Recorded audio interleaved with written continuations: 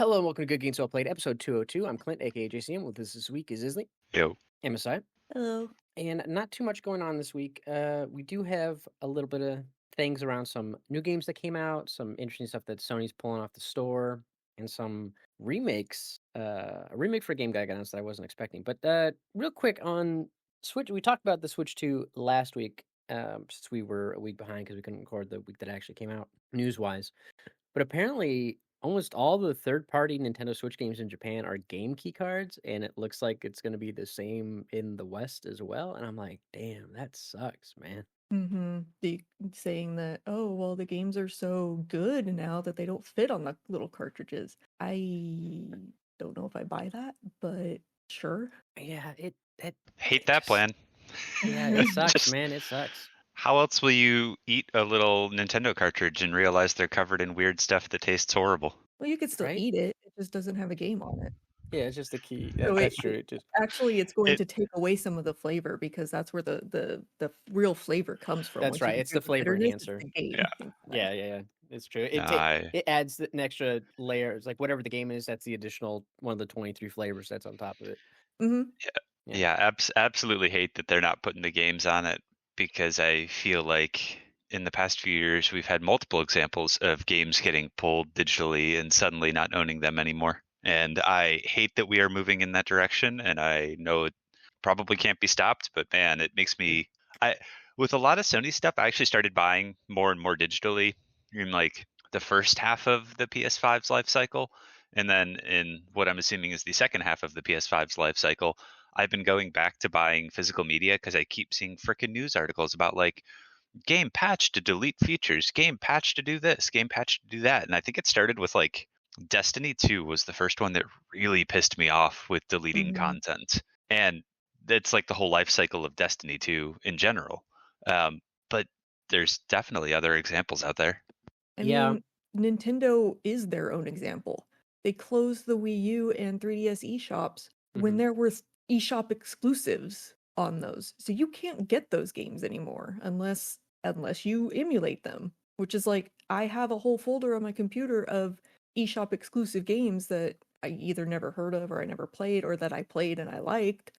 And it's just like I have a folder of them on my computer now because that's how they exist as an emulation file, a .3ds file. Now, I am curious though about it because it says third-party games, and I'm wondering like how many people are playing a third-party title on their Switch and not on PC or another console. Like, I'm really interested I mean, in that ratio. right now, I would guess not a ton, because everyone always jokes about how like you buy Switch plus another console because Switch has the first party games you want, and then the other console is usually better for third party. But like, isn't kind of the whole point of the Switch too that a lot of the third party games actually run better? Yeah, I get that. Supposedly. That's true too. But I'm like, that's the thing though. Is I'm wondering if they're running off the because like third-party games on the Switch like always run like trash. They either look like hot garbage, they have low FPS for all the big third-party games that people might want on there. Some of them, it's like, wow, I'm surprised it's actually running at a stable frame rate. It still looks not great, but they're doing it. Like, so there's impressive use of the technology on limited hardware.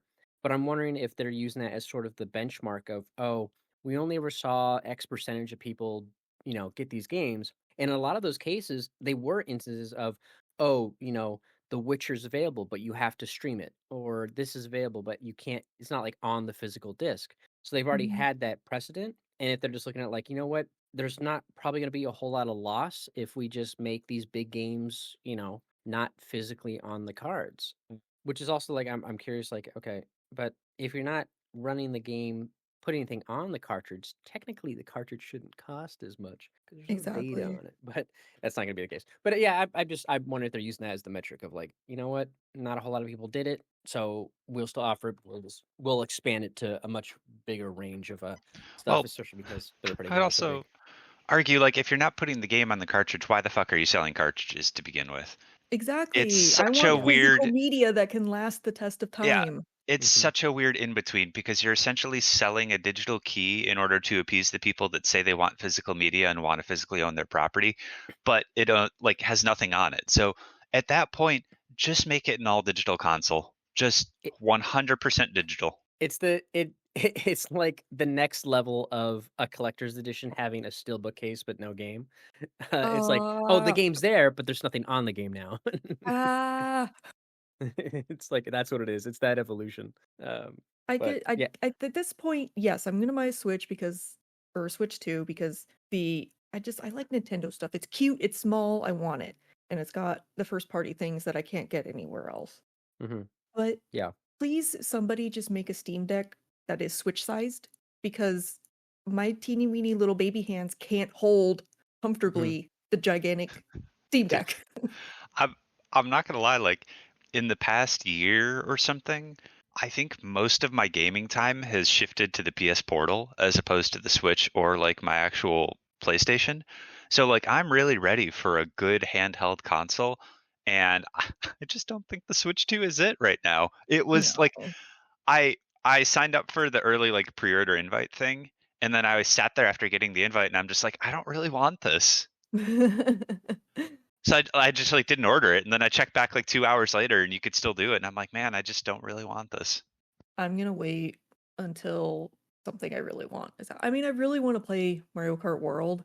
I do, but I'm gonna wait until something single player is out because I don't. I mean, I played That's Mario Kart 8 online a little bit, but I don't really play it online with like random people. And I don't want to Yeah. play World with that because I don't want to like drive around that's in the the other world thing. with other people. Like, where the hell are the launch games for this? I am shocked that Mario Kart is the like one game they're kind of launching with as a first party. I am really genuinely surprised they don't have a single player Mario or a single player Zelda or like a Smash or something. It just I don't know. The Switch 2 launch really feels anticlimactic to me in every way imaginable, and it just doesn't seem that fun. I think they're Yeah. really banking on people getting the Switch 2 upgrades of older games, like playing Breath of the Mhm. Wild and Tears of the Yeah, Kingdom you at 60 definitely. frames a second, stuff like that. So it's like those are technically our launch titles, and here's one brand new one. Don't worry, the other ones are coming. Yeah.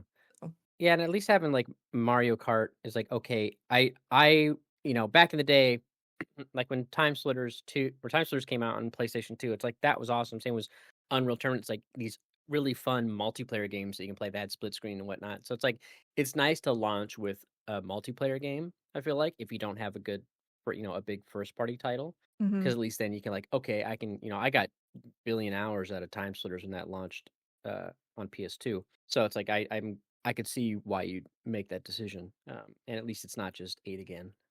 It's a brand new one. But yeah, it's I'll be curious to see when everybody try to get one. Like everybody was having issues. It's funny. I didn't even realize pre-orders went live. It was just I happened to go on Blue Sky and I noticed like everybody was like, "Good luck out there," and I Mhm. was like, "Oh, I'm people must be trying to surprised, get the." genuinely surprised people had issues because I checked in after a few hours still, and it was actually pretty easy to find pre-orders in like multiple different stores and things. It, I don't know. I didn't think it was really hard at all. And I feel like I tried to get the Switch when it first came out and it was like a nightmare.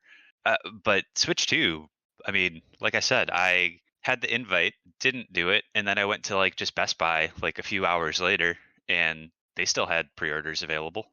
Um, Yeah, maybe people are saying like, after a day or something they're all gone, and how many people really are tracking like the exact day they release. So like that would be a valid approach, but otherwise, I really didn't think it was that challenging. yeah. Who knows? It could be. I mean, we didn't have trouble with the PS5 on the direct. Like we got ours super easy, but everybody else had like wait in the queue. Like it's just luck, I suppose, on Mm. your timing, maybe where the server is or whatever, close to your location, whatnot. Who knows? But yeah, hopefully people wanted it, got it. But and then yeah, outside of that, I did see. So Sony is they have a bunch of games from PS3 on their PlayStation Plus Premium catalog, and they're taking some games off next month, including Grand Theft Auto 5, Batman Arkham Knight, but then also Resistance and Resistance 2 are coming off the premium tier. And these obviously because they're PS3 games, you can only stream them, but they still have Resistance 3. It's just interesting that they took off those two, but not the third one. Not that I doubt they're going to be remastering it, but I just thought that was pretty curious. And then Firebreak, FPC Firebreak, the Remedy's co-op FPS game set in the world of Control, got a release date. It's now coming out June 17th, so right around the corner. I am curious how that game's going to do. It's a multiplayer game that's, let's see, it's only priced at $40. So I'm curious how many people will be interested in a multiplayer co-op game. but we'll see. I mean, could be good. I like Control. So, and the what I saw looked like it could be fun, but it comes down to that same thing we always talk about. Like, you need people to play with, and that could be like the hardest part. Is everybody has to get the game, I mean, and then time. I like Control, but I just find multiplayer to be a very hard genre because most people I don't think have time for multiple multiplayer games. So it really has to be something special and unique. We'll see. Yeah. And then a surprise announcement: Frostpunk 1886 got announced, which is a remake of the first game due out in 2027, which is so strange. Like, I'm curious, what are they going to do? Like, the first Frostpunk is really good. Like, it launched in 2018. It doesn't need like it has had some DLC that came out for it that was good. Like, it's a solid game. So I'm curious, like, are they gonna remake it with mechanics from Frostpunk 2 in it, or did they have mechanics that were on the cutting room floor that never made it? And then maybe they didn't even use the mechanics. Like, maybe they are mechanics that are in 2 that never made it to 1 because they didn't have time and feature creep and all that stuff. But I'm like, you're remaking it. I'm like, that's interesting. I'm curious how their approach to remaking a classic, because that game is just so good. But we'll see. I'll probably end up playing it just to try it. But and then moving on.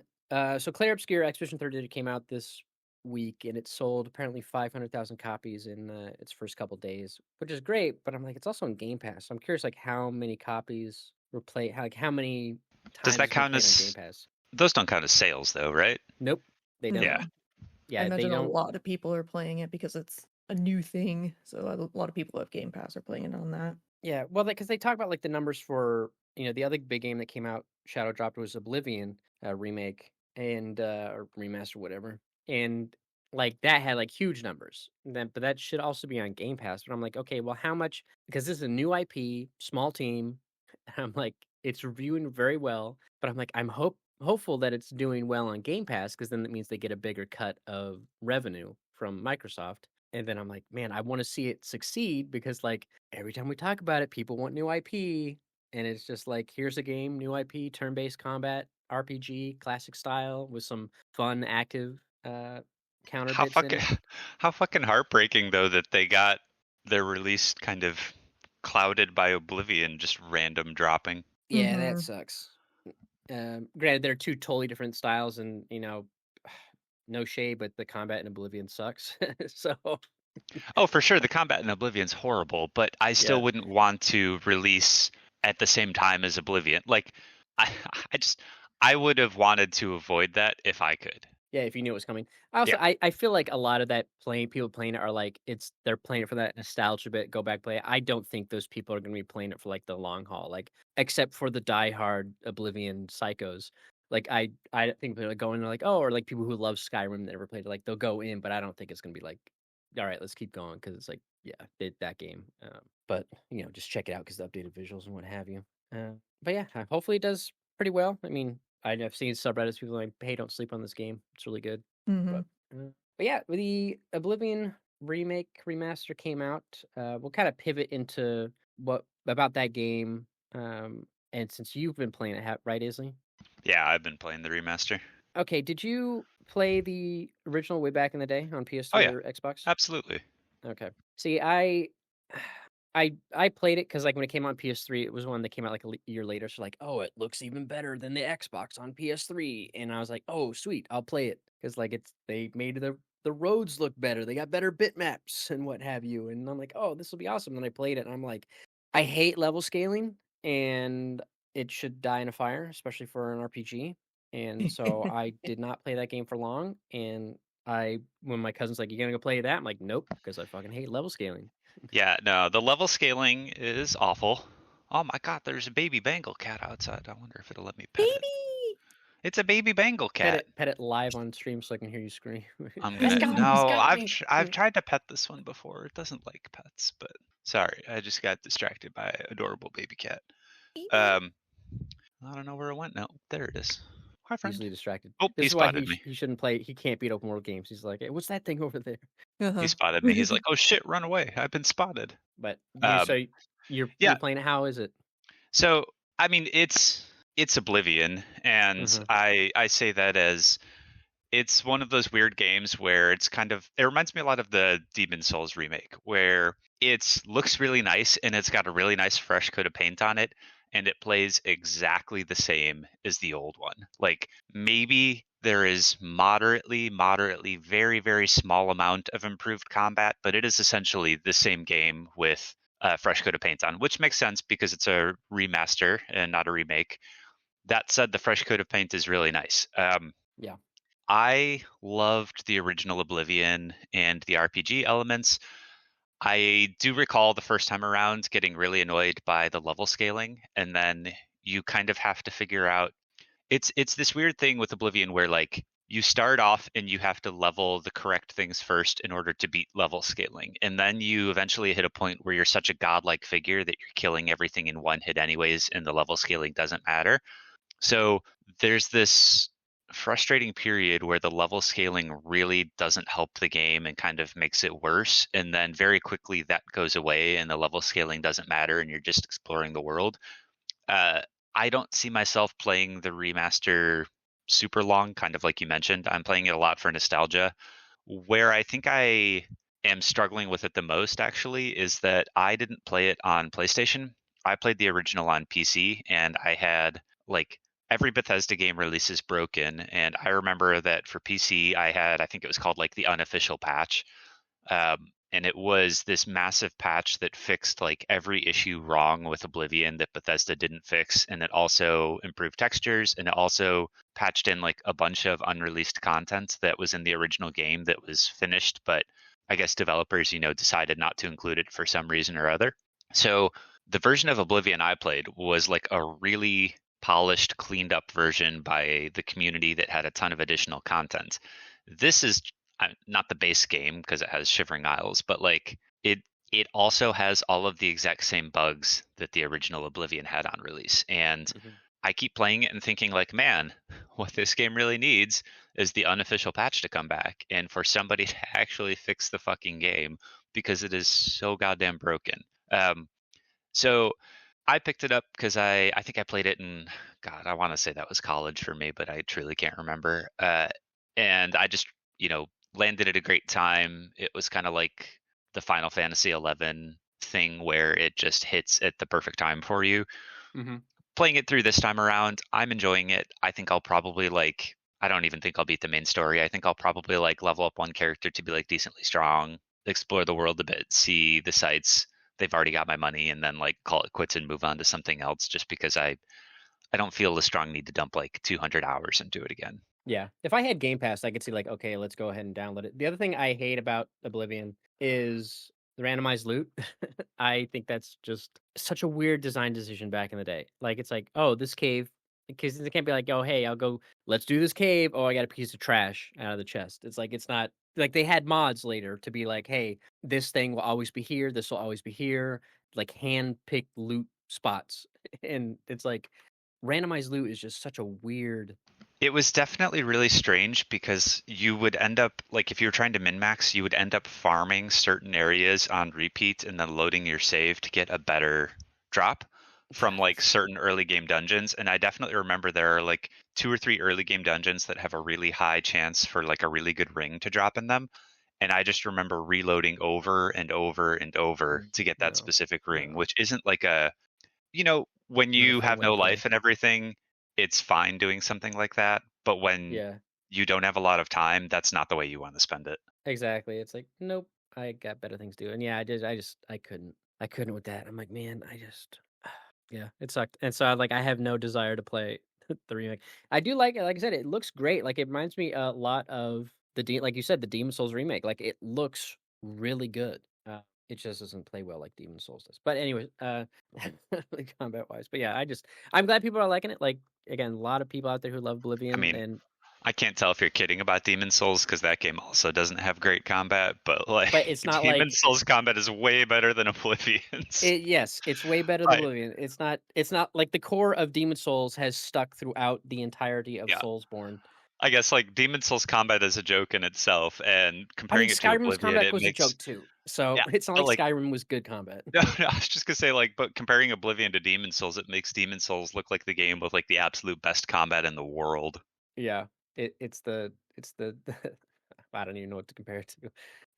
But yeah, it's just I'm like, yeah. I mean, it's awesome that they like shadow drop. Like obviously there's like hints and clues. Like I think it's a really cool approach. Just be like, drop it. Here you go. It'd be great if they did it for like a Fallout 3 or something. A game that I actually like. And then be like, hey, here's shadow drop. And like, I guess I can run around and blow up Megaton real quick and do some stuff. But yeah, I mean, like I said, the shadow drop is really cool, but it's like everybody is talking about it. Of course, a lot of people still have the same complaints, like even we're talking about here about it. But a lot of that is that nostalgia factor of going back and the time of their life because it was almost 20 years ago that game came out. So, but yeah, and it's funny, like, because like, how many streamers are streaming it because I'll be like, I get look at my recommendeds on Twitch and be like, oh, hey, there's people who are kind of bounced around. They're all playing Oblivion It, now. I mean, I think everyone's gonna really enjoy it for like a week and Mhm. then move on. Yeah. I saw a funny article after they shadow dropped it about how it was on IGN and it was about how remakes and remasters are going to be the future of Bethesda and the key to their success moving forward. And I'm like, you know what else could be the key to their success? Releasing more than one game every like decade. That could And also be the key to their success. make it a good game. Update your engine. Yeah, like turns out they're actually yeah. Fuck. So okay, this is one thing I'll say. The remaster runs on Unreal 5 and Mhm. holy shit, it just really points out how bad Bethesda's engine and how dated Bethesda's engine actually is Yep. because it just like Unreal 5 not saying it's perfect, but like It's better seeing than Slipspace. yes, it is so much better. And you're like, even Unreal 5 at this point is kind of getting outdated. And it's not like it's the best engine out there. It's just like an easy one to work with. But man, I swear to God, if Bethesda's like if Elder Scrolls 6 and whatever the next Fallout is releases on their same engine, they deserve whatever's coming to them. Yeah, it's like you gotta change. It's so funny though, seeing like then those nice graphics, but still got those stretchy ass 2006 faces. Like when they're talking, it's like they're not like adhering to the model. It's like they're still like a little too exaggerated. I'm like, whoa, whoa, whoa. it does. This looks really weird. It's like a different vertical of Uncanny Valley. I'm like, I don't like it. Got strange face going on. But yeah. Yeah, because I asked, I was surprised you were playing it because I was like when I was streaming last night, I was playing Clair Obscur. I'm like, oh, I gotta post this for Isli because he's playing it, and then you're like, what is that, Clair Obscur? I'm like, oh fuck, he's not playing it. What the hell is he playing then?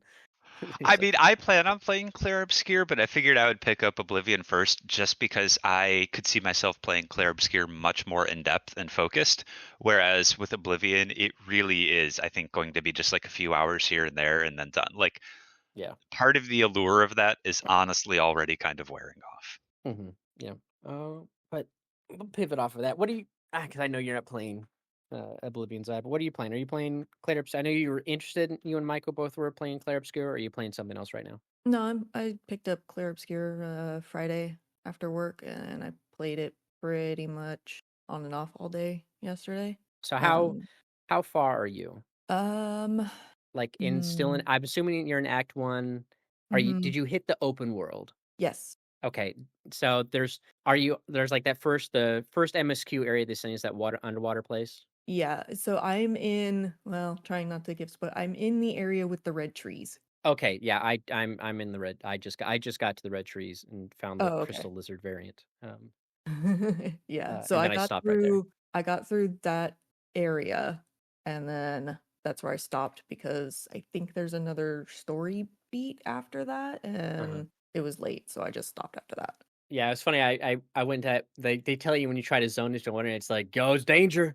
Are you sure? And I'm like, "Let's go in here." And there's like this weird like dude trying to dress up like a sheep, and I'm like, "Let's fight him." And then I mess up a parry, and then he hits me for like 600,000 damage. I'm like, "Yeah, yeah, this is rough." Like if I Yeah, get perfect same. parry him the whole time, then no problem. You could beat it. But I was like, let's not go here. But yeah, I stopped right there. I did there's like that first boss. You go into that area after the crystal lizard, which got away from me. Damn it! Oh, I was like, really? yeah, he got away. The flick douchebag. Like I think what happened was he hit. The reason I lost was because the first hit he ever got on me did like 600 damage, and he killed one of my party members. Mm, And so that party member lost their turn, and I only lost by a sliver of health left, and, like, if they had gotten one of their attacks off, even their weakest attack, it would've been fine. But yeah, they just, like they barely got away. I was like, "Oh, no." I So, think I'm hope I lucked into it on accident because I got one of my characters has a skill that breaks shields, like, immediately, and then they Ooh, get nice. a buff depending on how many shields they break, so I had just got that skill and equipped it and was like, "Oh, this is perfect," and so Who has that skill? Mael. Okay, how many points does that skill cost? Do you know or what it's called? I don't I have to look at remember. the skill It's tree again. down the, offensive, Okay. stance, so it's an Yeah, because offensive stance skill. maybe I must have missed it because I was waiting to get the revive. I was like, "Okay, I'll get a couple points to get revive," and then, stuff like that, but, Yeah, I um haven't got revive on anybody yet, so yeah, I put it on her because 'cause I'm like, "Oh, I'll do it." Because early on, only having I think it was only getting 1, 'cause I think it was 1 revive and 2 of the others, and you can upgrade them to get more, of course. Mhm, I really like that mechanic of, oh, you have, like, a lot of souls stuff in the game. Like, you rest at essentially their version of a bonfire, which is like a checkpoint, and then it resets the enemies. But you have, like, these 2 like, mega elixirs essentially from FF that heals your whole party, mhm, full HP, and then well, you get 1 at first, but then later you can upgrade it and get 2, and every time you rest at a bonfire, they come back. But then also you get those 3 party items where it's like the revive potion, the healing potion, and the AP potion. Like you can use those in combat, and then those refresh when you rest at the bonfire. I'm like, that's so cool to have like extra potions. So it's like I'm not trying to find a bunch or buy stuff from vendors. It's like I just get these Souls style potions mhm. in my inventory. I think that's really cool. Have you beaten any of the mimes? Yes, I have Yeah. beaten everyone that I've come across so far.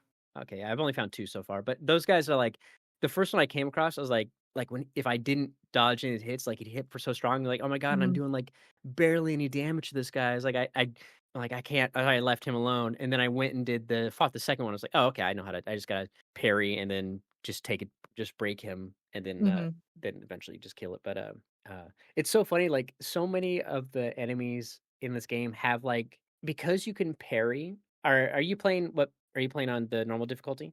Yeah. Or okay. How so that's what I'm curious about because I was trying to think like in the difficulty it says like, oh, if you do standard, there's like the parry mechanic and stuff doesn't really matter. It's like just a standard turn-based RPG. So I'm like, okay, No, it definitely matters.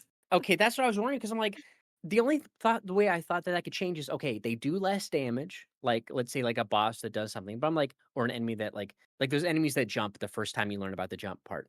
And like, okay, they jump and they do like an AoE to your whole party. But I'm like, if they do that on hard, like multiple times, on normal, is it like they do it less or is it just less damage? Like I was like, how could they tune this to be like where you don't need to rely as much? Because like if I like, that screenshot I showed was just where I only took, like, 410 damage over the course of 15 minutes of a boss fight. Like, that was like, okay, they had a pretty it was, like, an easy to counter and parry, like, boss.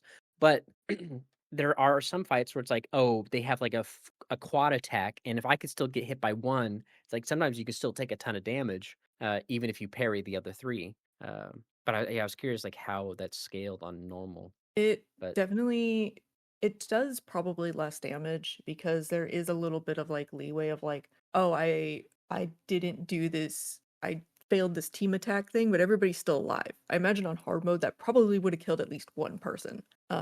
But there are definitely instances where it's like, I either couldn't parry, I didn't realize I couldn't parry, and I needed to dodge, and I just, like mhm. it just rips through your character, Yeah, and I was like, "Ah, okay." that is the one downside is, like, if it was a standard turn-based RPG, it's like, okay, you learn the stuff, maybe you fail, but it's like you use your potions, you heal your party members, do whatever, like in FF10 because it has the same kind of, queue list for the order of operations. Mhm, But because it's like sometimes, oh, there's certain attacks where you can only dodge and certain like and then like there you learn about the jump mechanic, but then later you fight the boss I was talking about was the one where he jumps, but jumping isn't the counter, it's because his jump like blasts up rocks out of the ground, so you have to mhm, dodge. So even though he's jumping and it didn't do the little note symbol thing that it's supposed to do, it's very Sekiro mhm. in its, dodge, parry, jump, and so, like, I failed that fight, like, immediately, because I was confused at first, and it's like, I feel like learning by dying sometimes can be frustrating. It's like, oh, this one, like these attacks I have to dodge, or I'm learning the timing of. There's that one boss you fight at the silver tree or whatever. I forget the name of the tree. Um, Oh the yeah, purple yeah. tree, and it's like, The indigo tree. yeah, the indigo tree, and the dude's like Morgott or something. I'm like, the slow ass attack, and I'm like, okay, I'm waiting. And I'm wondering like if the parry window on hard and normal, like, does it increase your window timing on normal and easy versus like hard? Because hard feels very much like it's Liza P. Like if you want a perfect parry, or just even parry in general, you have to like do it. Essentially, you hit the button right when you're hit, and like that's how you parry and dodge.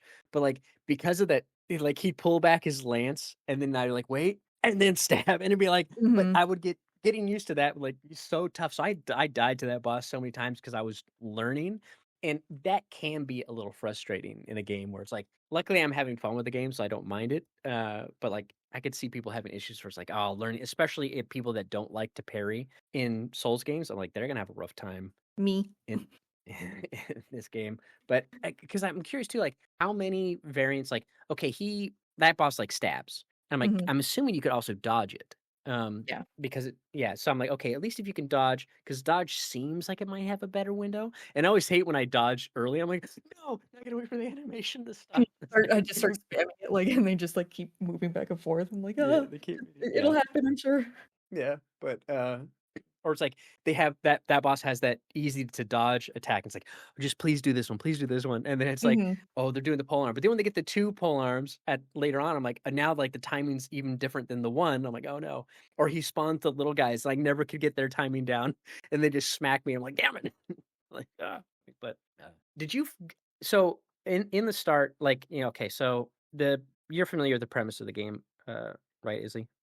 Yep. Okay. Very cool premise. Yeah, so the game like really starts right away. It's like the Gomage is about to start. Everybody who's 34 years old is gonna die. They're gonna get I don't feel so good, Mr. Stark, out of the Mhm. universe. And so you're doing that, and it's like, okay, the paintress wakes up, writes 33, and it's like, okay, now you're the team that's got to go out and see if take their shot at trying to figure out what's going on and stopping it. And it hasn't worked since at least Expedition 80 or something. But when you go out, like you're saying goodbye to everybody, you're talking, and there's like those three. You can get 3 tokens. Did you get all 3 tokens? Because I think one you only get if you beat that rematch of Mel. Yeah, I Did you got all get that 3. one? Mhm. Okay. What I lost on that rematch with her because she hits like a truck if you don't parry properly. And I'm assuming that's where the third token on. What does the middle vendor, I guess like she's the seamstress. Like I'm guessing, what does she give you if you give a She token gives to you her? a hairstyle for Gustav. Oh, okay, that's fine. I gave it to the other two, so I got like the item I can't use yet, and then I think a key or something an Yeah, old I world got key. those 2 items first, and then because I had lost to Mael the first time, but she's basically like a dodge and parry, tutorial. So I was Oh, like, okay. "There's no way they would lock you out of this." So I went back and you can challenge her again. You Oh, can okay. challenge her Yeah, as because many times as you want. the trivia guy lets you just keep going. Yeah, So I'm like, yeah, I get so they that. don't lock you out of it. Okay, that's fine. I guess missing out on the hairstyles, whatever. Because like when I beat the mime, it's like, oh, you just got hairstyles. Like I don't care about this. Like, but I'm gonna beat you anyways. Yeah. And so it's like I was like that. I was curious what it was, but I like how like the game like starts right away. It's like the festival at the end of it. The kids that are like, oh yeah, there would be just a ton of orphans. And then I was Mhm, thinking, I was like, oh man, that sucks. And it's like, oh, it's 33 and you're 10. It's like it's not like you're gonna die in 13 years. You still it's half that time. It's mhm. 7 years essentially, and then you're gonna die. But yeah, it's like I'm really curious about the story, and then like just how it's I thought like because I was wondering, it's like, oh, you're gonna go there. I thought like the way it was gonna go. I guess this is kind of anti-spoiler because if it doesn't go this way, You so could you can tune out. you could say it. Like I thought it would be like, oh, we're gonna go see the paintress, this giant being, and figure out what's going on. I thought it'd be like, okay, we go there, we learn a truth, and then that pivots us, right? Mhm. Like very like FF12, like, oh, go talk to the gods. Like, no, this is the way it's supposed to be. And then we're like, nah, if that, we're gonna do our own shit. Yeah. And then so I thought it'd be kind of like that, but it's like it doesn't now it seems like the objective is still we got to the island, it's still to get to the paintress. I'm like, okay, never mind. We're still trying to get there. And then it'll just be kind of learning what's going on in that island, learning from the other expeditions that have been there, and then, I won't say anymore, but stuff from when you first arrive. So yeah, I'm curious about the central like story and mystery.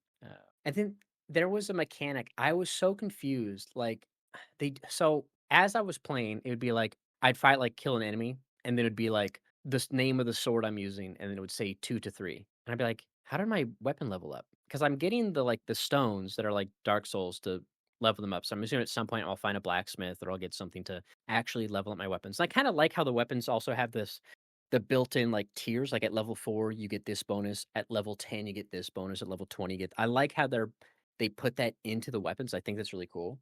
Hmm.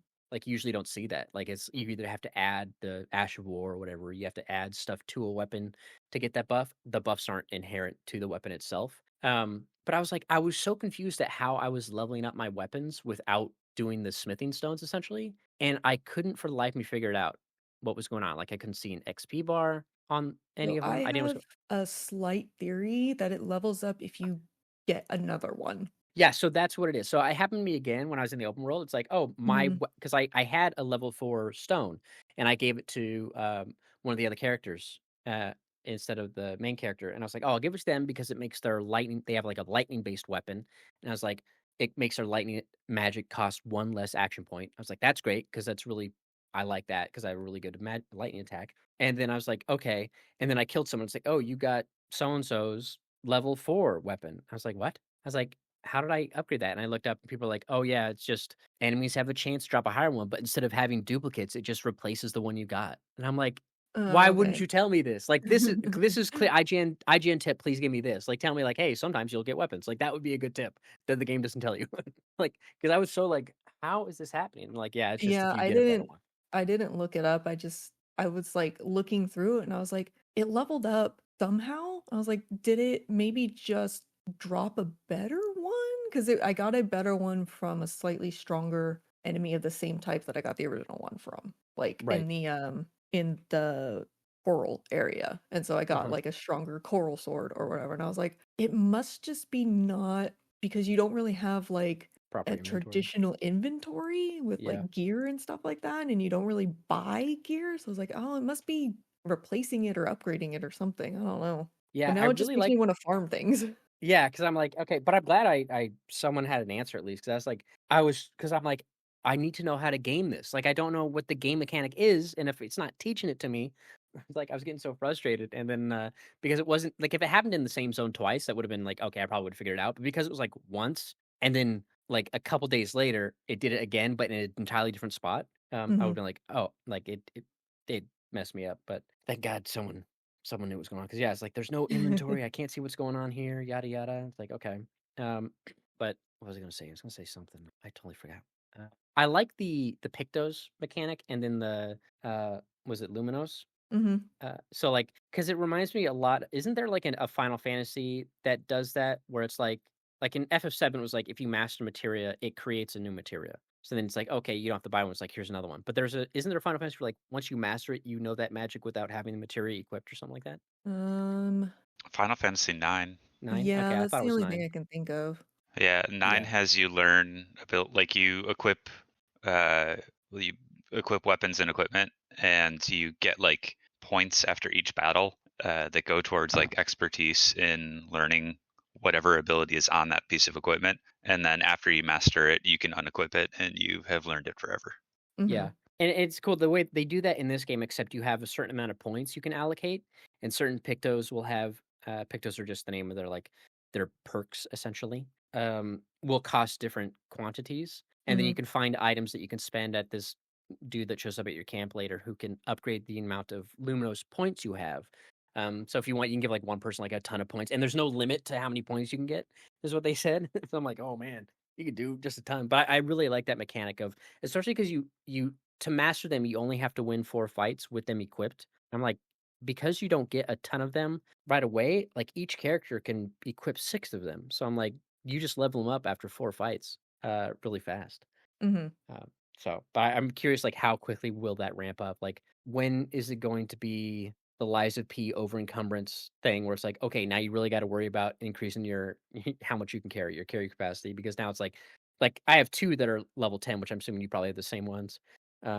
or 10 points. So I'm like, Mhm. at what point is it gonna be like, this is 50? And I'm like, oh, I can only, like, you know what I mean? But Yeah. And it's I'm, like, cautious about it too because 'cause I'm like, I don't wanna spend all of my points right now because, like, what if I need them for yeah, something or somebody else later? So it's like I'm trying to be cautious about it, but then I'll get to a point where I'm, like, frustrated because one character just needs 2 more points to equip something useful, so I'm like, "Okay, go back to camp and give him the fricking thing," and yeah, I had that where it's like, oh man, this is actually really good, but I'm 1 point shy because I made everybody have the same level of points, and then Mhm. I still had like a couple left over to spend if I needed. And I was like, I'll just wait. But then I when I first got to that first vendor, and I love that idea of, oh, I have a secret menu, but in order to get the secret menu, you have to beat me in combat one on one. I think that's so funny.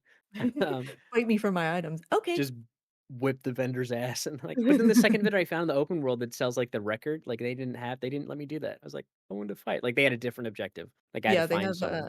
I think they're all going to have different objectives, but, I think the fight one is the best one. Yeah, it's so funny. Uh, but what was saying? Oh, I bought like all their smithing stones to take you up to level 3 on weapons. But Mhm, then I kept finding more and more and more, and then of course it only goes up to level 3. But then I'm finding weapons that are higher than level 3 or at level 3. I'm like, mhm. well, these aren't as useful as I thought they'd be. I'm like, okay, kind of a waste that I spent money on these. Oh It's well. basically like, it's the smithing stones from, Right. Dark Souls I and stuff like that. I was just like, but I'm it going to find a weapon eventually where I'm going to need these or want these right away, so I'm just gonna go ahead and buy them. But they don't that the problem is that they don't scale like Souls does, where it's like Souls like, it's 1, 3, 5 Mhm, for the quantity cost. It's just 1, 1, 1. So I'm like, I don't need to buy like all 7 or whatever that he has because I'll find plenty in the world. You know what I mean? So it's like I don't need that. And usually I'll find like a better one. Like I did the only because I looked at it, I was like, well, I like all the level 3 weapons I have. Now, the main dude had remembering all their names is gonna be, Gustav. uh, Gustav, yeah. Like, and I'm like, when the hell is Ben Starr gonna show up again, man? He's in all the marketing. But I like he already had a level 3 max, but then he had it was like ice damage, but unfortunately where it was like everybody was strong against ice. So I'm like, okay, well, I'll just level up his regular weapon that has nothing, but has good scaling off my Mhm. stats, and then I'll just take that up to max and I'll equip that so I don't have to worry about, not having the debuff or whatever. But I also the shooting mechanic is really interesting in combat. It's Um, so fun, actually. I was kinda worried about it. I'm like, "Oh, this feels like it's gonna be a little bit useless." It's really fun. yeah, it's like that the boss with the flowers. I'm like, take your flowers, and I take them out, and it's like you ain't getting no buffs. So it's like hitting dudes in their weak points for massive damage. It's like hell yeah, especially when like the AOE mines. It's just like suck it. You're like you're done. And the And I fact that like. you can get, like, buffs for the Mhm. aiming, the free aiming and stuff too, I was like, "Oh my god, this is actually awesome." It's actually a mechanic, it's not just, like, a throwaway thing that you have to do once in a while. You can actually, like, buff this.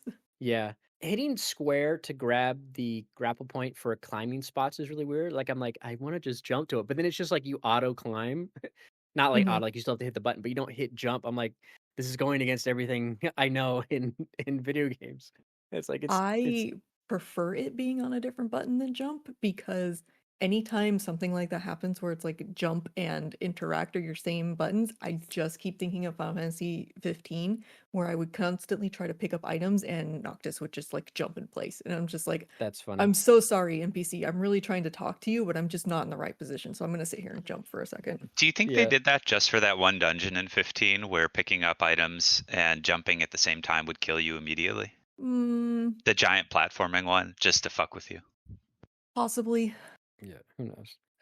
But yeah, I was like, that threw me off for a bit, and then it was so funny. Like I'm really enjoying the game. It's interesting. Like I don't know what engine is, but like there's some particle effects that really like just make my GPU utilization shoot through the roof, especially when I'm streaming. And it doesn't affect the stream FPS, but my preview window playback in OBS like tanks the frame rate. And Hmm. there's this one, like the first boss you kill, like there was like this sparkle effect in the still shot, and those sparkles were like it's like going to town trying to render those, I guess. And then the Oh, bubbles yikes. in the overworld, if I pivot the camera, it's like the bubbles would be like because it's warping the image, and it's like because particles are typically what is like super GPU demanding. Like it's just rendering all those particles. Like that's always going to be that's why like something like the God of War 2018 when you're changing realms and all those particles are going off and it's not chugging like crazy, like that's super impressive from a technical standpoint. So Mhm. it's like I'm looking at these bubbles and my FPS and my preview window is just dropping. And I'm using like 97% utilization of my GPU, but I just thought Yikes. that was funny. Like I said, it doesn't impact me or the stream, but it was just a hilarious thing. But yeah, I'm really enjoying the game. I like it a lot. The character design's interesting because they're like it's like this halfway point between normal and chibi or something. Yes, it's like weirdly stylized, but not uncanny valley. And I think it's Hmm. really, really cool because their facial expressions are so good. Yeah, and it's so funny. Like at the start of the game, when you're first like the game starts up, Gustav's there, and then Mel's there, and then that's her name, right? Mile, Uh, yeah. Mel, yeah, and she's there, and she goes, "Okay, follow me," and she just fucking Usain Bolts it down the Yeah, thing. I I'm was like, like, "Oh my god, okay, goodbye." you're so fast." Like at least I don't have to worry about walking slowly, and I walk faster than you. I walk slower than you walk, but I run faster than you walk, and you get stuck in Mhm. that situation. Like, no, she just books it. I'm like, all right, let's go. It's such a funny mechanic because it stays throughout the game. Mhm. Your party is on the field with you, but they do everything in their little AI power to stay out of your way and out of your vision. So sometimes if you double back too quick, they'll just like zip out of the frame and I'm like, "Oh, goodbye." Yeah, I like And that you can sometimes they'll hop. zip into geometry. I'm like, "Oh no, so sorry." Yeah, I like being able to hop swap between characters that you're controlling. Mhm. It doesn't affect anything, but it's like, what's her name can like float a little Lune, bit. that's how I Yeah, explore but constantly. it's I'm weird like, "I because could like just float." the pathing on it is weird because sometimes when typically I'm just Gustav because he's like, it seems like he's the main character. Mhm. Uh, but obviously because he plays him right away. But he sometimes the running animation, like I'll be sprinting, and I'm glad it's on R2, which is an interesting place to put it. But I'm like, I can see why they did that. Because of the switch and then the camera center. It's like, okay, that's fine being on R2. It's an RPG, so it's like you only have to worry about stuff. You're just traversing, and it's not any parkour, yada yada. But sometimes I'll be running, but then like the pathing will get weird to where like his animation will kind of do like this weird reset. And I find that when I'm floating as well, if I switch characters, where like she's not floating 100% of the times. Like sometimes the animation will change. Like she taps her foot, like it's almost as if I stopped running, but then I started running again. And I'm like those Oh, yeah, things. yeah. It's that just it could be just engine things. Like it just stand again. Small team. I'm not giving grudges, but it stands out to me. Um, I think it's if they it struggles to keep sprinting when you're going up an incline. So I think it's every time they maybe like flip terrain that's a different level than what they're because they have like a stumble animation a little bit. So it's like if you just flip that piece of terrain that would cause the stumble animation, that's what kind of like resets it and they do a little like a walk or a little stumble or something like that and then they keep going. So I noticed that there was an area in the red tree area where you kind of go up a really not like a sharp incline but a pretty steep incline and if you kind of wibble a little bit like if you go back and forth or if you don't go completely straight up you'll hit pieces of the terrain and it makes their animation reset. Mhm.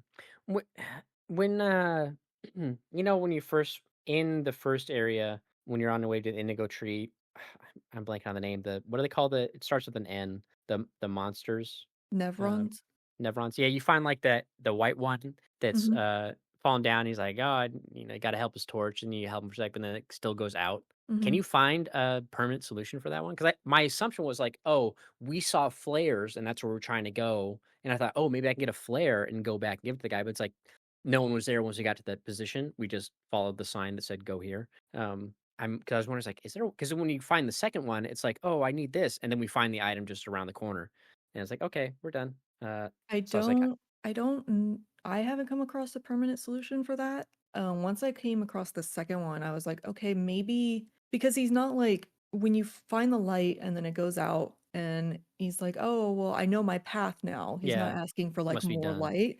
I'm like, Yeah. "Okay, I think they're just going to have one thing and maybe you get something at the end if you help all of them." Yeah, maybe. Or like it influences like an ending you get or something like, yo, you were Mhm. really nice to these guys. Yeah. Yeah, who knows? I like the mechanic of if you attack the enemies, you get first strike. Mhm. And then also I've never done it, but like if you shoot them, you can stun them and then run past them if you want to. So if you don't want to go past the goblins, like you could do that. I've never done it, but I usually just shoot them so I can run up and then smack them in the face so I can initiate first strike. But it's so fun when I like went back. It's like, okay, after I was done with the water area, I was like, let's go back and kill. I had like a mime, and there was like another enemy that I left up there that was really strong when I first got to them. Some green dude. I forget what it was. And then I Mhm. went. I was like, okay, let's fight the mime. Then I was like fighting a lot of the regular dudes along the way because I found like new Pictos, and I was like, okay, well, I got to get the 4 victories under my belt, and it's just so fun with like I get first strike, and then just Gustav can just one shot everything immediately without having to do a full fight because there's no level scaling. You know what I'm Mhm. saying? It's just it's fun. Yeah, and I do wish that the each individual area that you go into had its own map. It's like, man, I like that I there's an know there's overworld no map. map. Why is there no map? I'm so lost. Yeah, but there's no map on the other one. I'm like, I mean, it's not like they're kind of like wide linear, but I'm like, I still wish there was a map so I can mark it because I want to be like I left in that same underwater area. There's that one boss like that you can find later, and it's like the troubadour, and I'm like, I Mhm. cannot. I was like, I need more practice on countering their attacks because I'm like, this looks like it's a parry dodge attack, and I I haven't did it. encountered something like that. And I was like, I got to come back. So I only gave it one shot, and I did try to take on one of those big suckers that look like they're from Elden Ring, where Mhm. they're essentially Ruby Weapon from FF7. And They eat your character. I was like, "Oh," and then they eat another one if it takes long. I'm like, I could have beaten you, but you ate Mhm. a second character. Now I'm not gonna do this." So I'm like, I give up. Uh, but yeah, that was fun. I love the kill screens too of even though it's on every battle, which is kind of annoying sometimes, but at least telling you like how much damage, what was like your best hit, what was your what'd you do overall? How much did you take? How many perfect parries and dodges? How long did the fight take? Yada yada yada. Like I like it. Mhm. They kind of give you that little breakdown. I think is fun.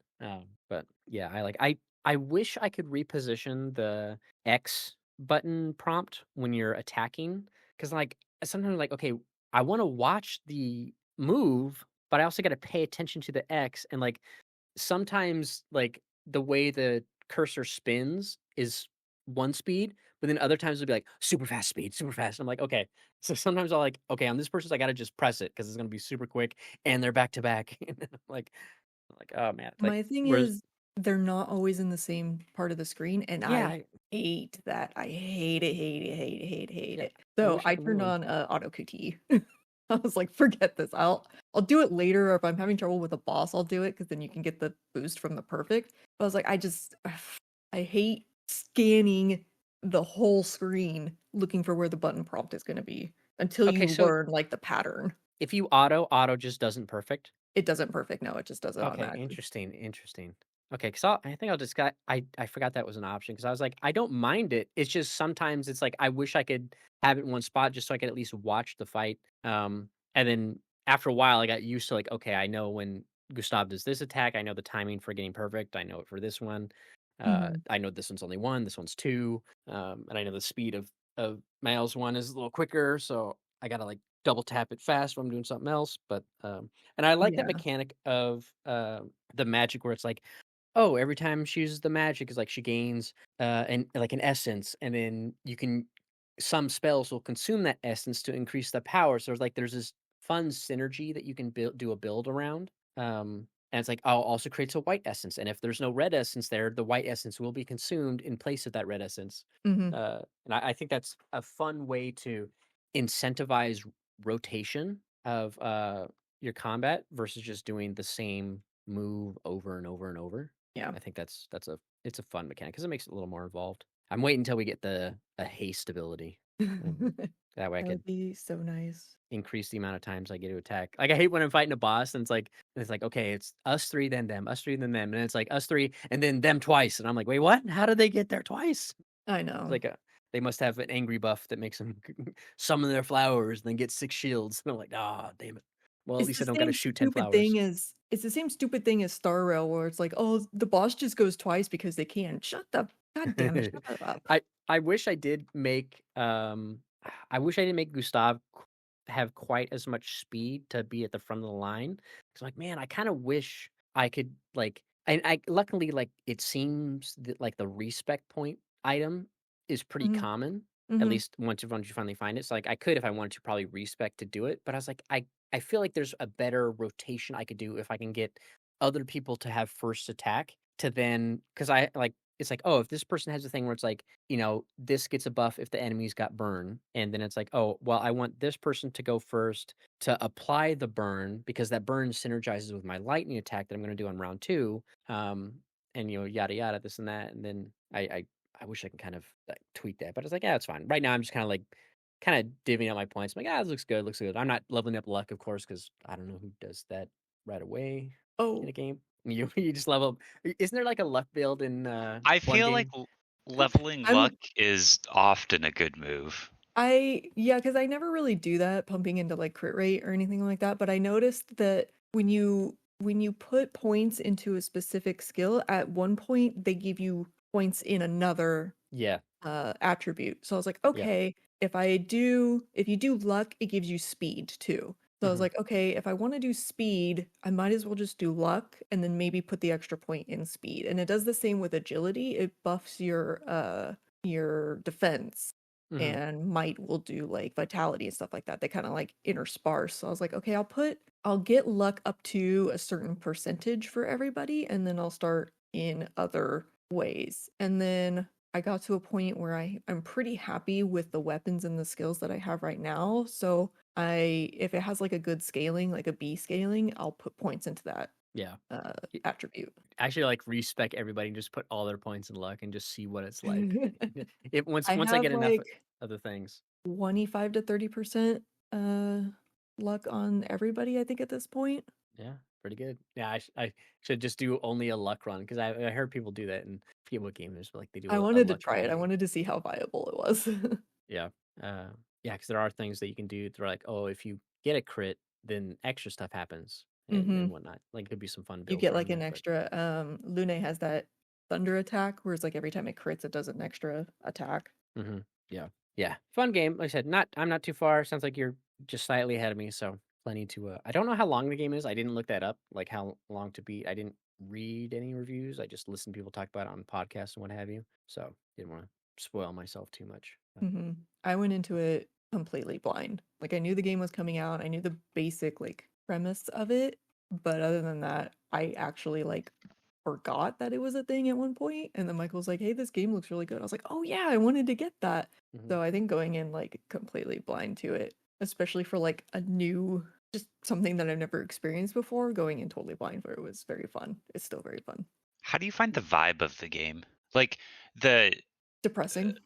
Pretty the sad. that's what I was actually curious about because I feel like the story is really interesting and dark and depressing, but I feel like sometimes you get a really depressing story where you think it's really depressing and then the actual like feel and vibe of the game doesn't match the severity or tone of the story at all.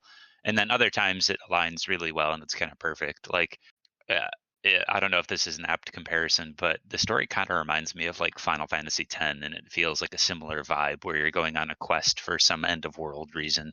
I mean, it's that's like, hey, do they know that it's a cycle in 10 from the start? Or does only like some people know it's a cycle? Uh, God, I can't remember. I don't think They they just they know just it's a know cycle. sin.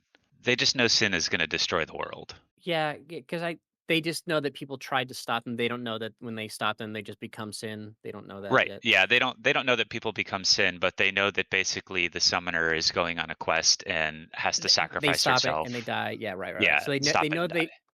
they stop it, but then sin comes back. Yeah. Yeah. This is interesting because it's like it's very like it starts out hopeful because it's like the painters showed up. Like there's this big event that kind of like destroyed the city they're in, and then like there's this paintress, and then the Gomage started at 100, and she just started going down every year, and people are like, oh shoot, and they send out like expeditions to try to figure out what's going on, but no one ever comes back.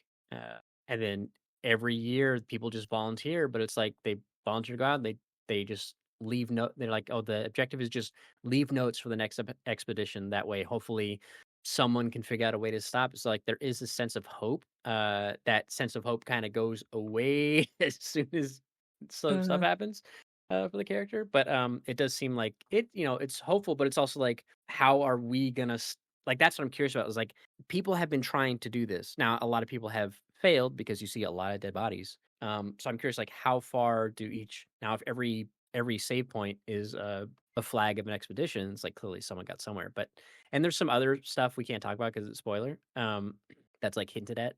Mhm. And I'm really curious about that. But yeah, it's definitely like there's a sense of hope, but I'm also like there's also like, can we really do anything? Because I mean, this has been going on for a while, and no one's been successful to stop the gomage. Yeah, it's a But very like there's a reason we're main characters, but what is that reason? Because I yeah, feel like it's not going to be what we think it is. yeah, because I like that whole concept of like, well, we're gonna die in a year anyways. Why don't we go and try and stop this? So the people who it's like when it's their gomage year. It's like, you know what? Instead of just waiting, I'm gonna try to do something. But then people on the other side are like, but you could do stuff for everybody here because as the population goes down, it's harder and harder to maintain stuff.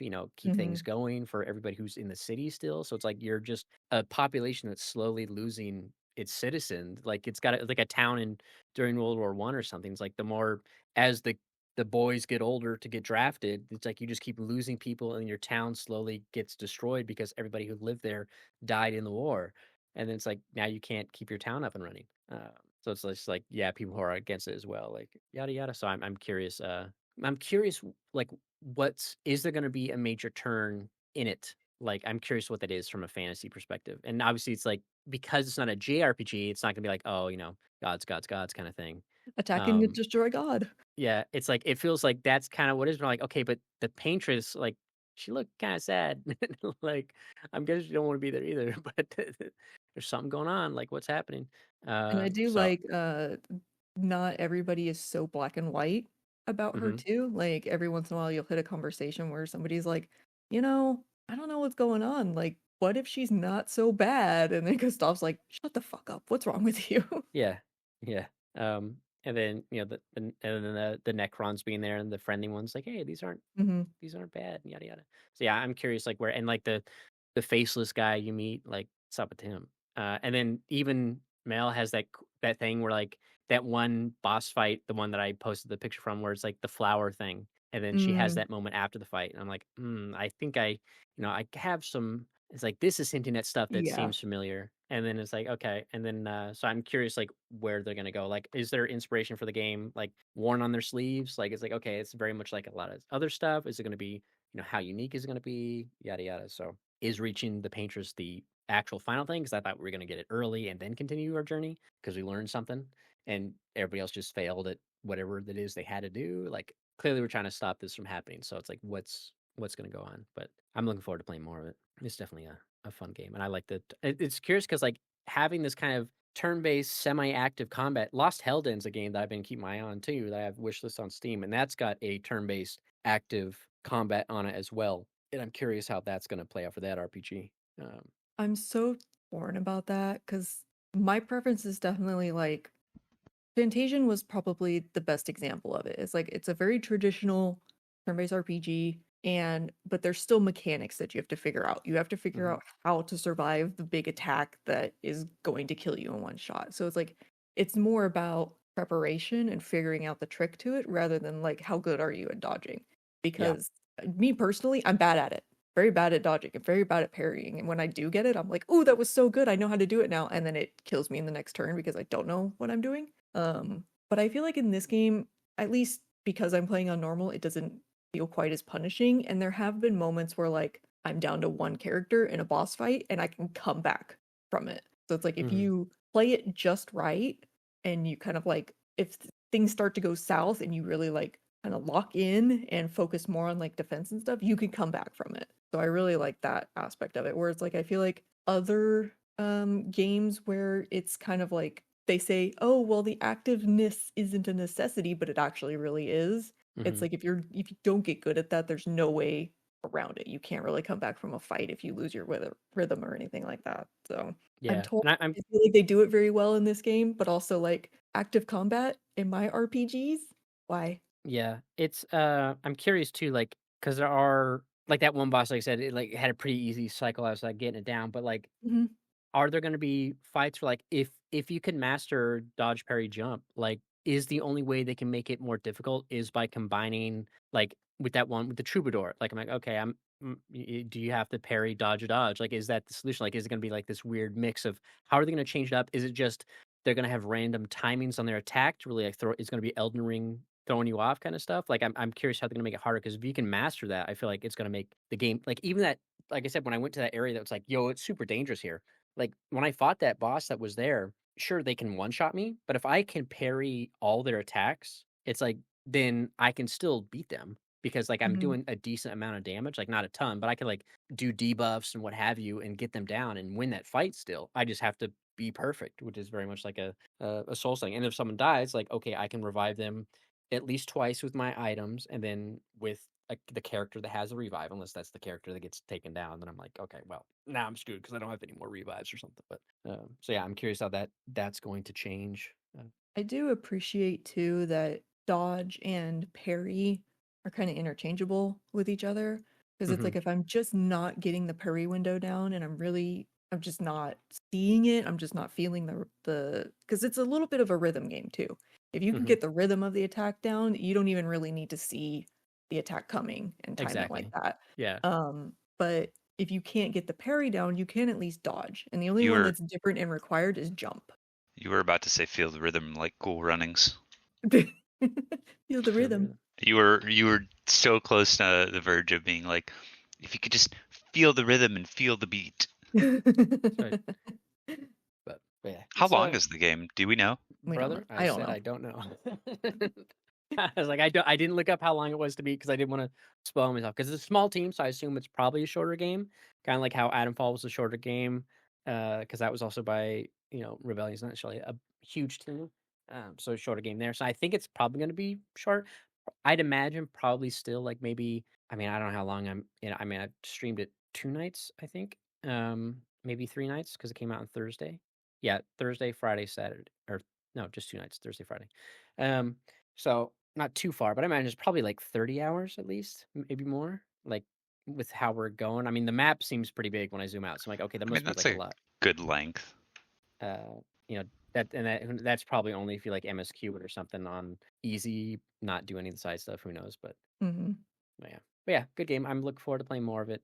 And because like right now it's like at the point where it's like, okay, I want like the next big. I also want the next big story beat to hit. Hmm. Like I'm curious when that's gonna happen. Like I'm right now, it's very much okay. You're learning more mechanic stuff. You finally got your third party member. Okay, how many more party members are we gonna get? Hmm. When the hell is Ben Starr gonna show up again? Does he show up again? Why would he show up again? You know what I mean? I'm like, well, when? Come on, man. What are you in the marketing for? But Hmm. Robert Pattinson right now just leading this army leading his group. Gotta go find him. But because he does look like him.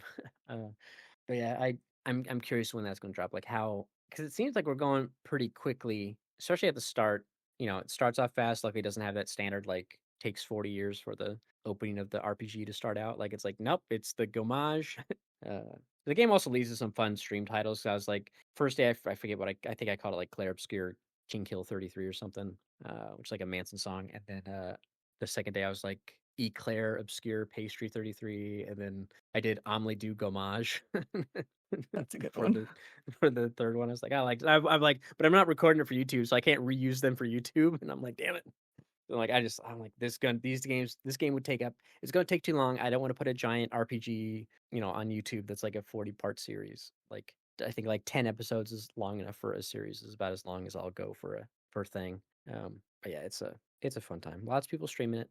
So hopefully a lot of people are gonna keep playing it. I will Yeah. say, I'm looking forward to meeting a character that actually has a French accent. Mid. Everyone's saying mid all the Why does time. everybody speak French but has an English accent? What? Yeah, Why? Why do you only have a it's French accent when you're saying shit? Do they yeah. really all have English accents? Yeah. That's kind of fun. Is it Yeah. a It's kind of like language localization thing? Like if you can you play in different languages? I'm sure I you can don't play in French, which would yeah, if you be wanted. which would actually be pretty cool. Like I might It just switch wouldn't for like be a little bit, maybe for some side stuff later on. I'll switch to French or whatever, but it's very like nobody has like a very thick English accent. It's a little bit muted and then but you can definitely hear it come through and then they say like oh putain de merde. Okay, yeah. why are you French now? Yeah, but I do like to hear the voice actors. I'm like I want to hear them, so I'm it's like I'll just keep it in English. But yeah, yeah, good times. Like I said, fun game.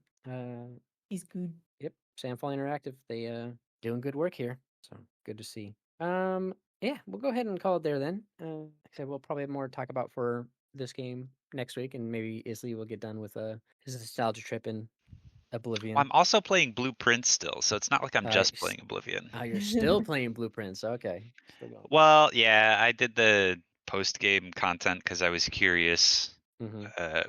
about what it is, and I without going into spoilers, still have mixed feelings about the payoff versus Mm-hmm. the time commitment, because the best way I Juice can not being say worth the it, squeeze. it's the post-game content's really cool, and they drip feed you the really cool moments, and it's like you get one really cool moment and then you play for like 3 more hours, and then you get like one other really cool moment, and all in between those 3 hours you're kind of doing the same thing. So Yeah. it's not bad by any means. I still really liked it. I like the game a lot, and the post-game content to me, I'm kind of playing for the payoff at this point, and if there's no payoff, I'm gonna be pissed off. But Yeah. it's not bad. Like, if you like the puzzle game and you like the game, it's actually really cool that there's more stuff to do and it continues the story, and there's like more things. Well, I shouldn't say continues the story. It's more like it's the same gameplay, but it does reward you more the more you play. There are further things you can get. Mhm. Um, but it, like, I'm trying to like vaguely discuss it. It introduces some new mechanics that I find really fascinating, and you get those mechanics like once every 3 to 4 hours. Mhm. Yeah. Yeah, I know about one, because the Blueprints subreddit keeps showing up on my recommended because I visited it like one time. So Reddit's like, oh, you really want to see poster? I'm like, no. But uh, yeah, it's something like if I had more time, I would definitely play I it kind of feel like offline. the getting to room 46 is like the important part, and I'm not sure if I would tell people like, oh, you have to, like, certain games I would tell people you absolutely have to do the post game content. Like, God, which Castlevania game is it where everything goes upside down? That's not Symphony of the Night, is it? Well, I mean, that game technically doesn't end once you beat. Well, if you get that It ending, it's like, well, that's more like that's a situation where that's not the real ending. It's not like getting to 46 is like, well, that wasn't the true ending. It's like you but got to keep it's that's upside okay. down mansion.